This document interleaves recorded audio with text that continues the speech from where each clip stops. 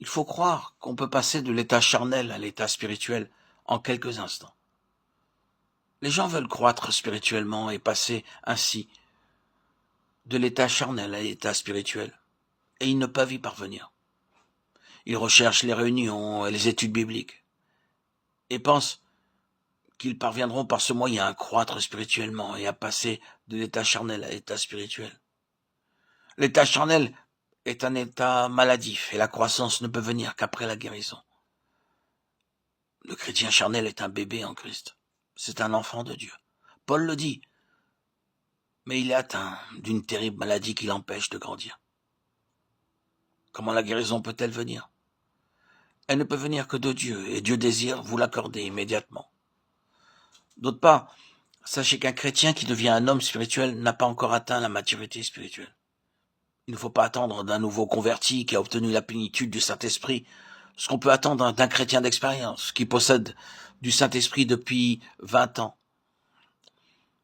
qui possède cette plénitude, cette merveilleuse béatitude qui est d'être en présence de Christ par son esprit. Dans la vie spirituelle, il y a divers degrés de croissance et de maturité. Mais auparavant, il y a un pas à faire. Vous devez changer de position. Et au lieu de rester dans la vie charnelle, entrez dans la vie spirituelle.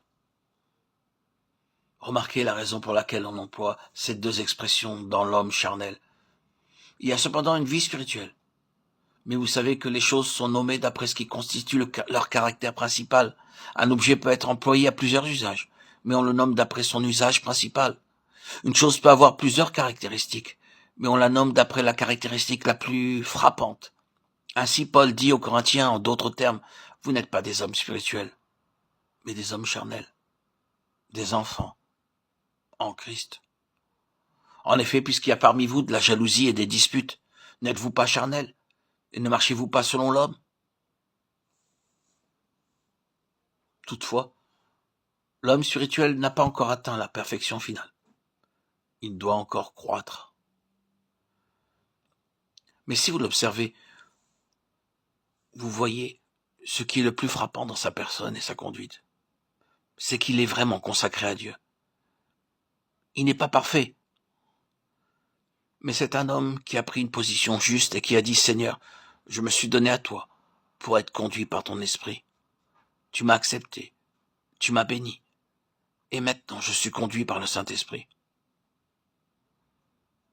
Emparons-nous de cette certitude que, avec l'aide de Dieu,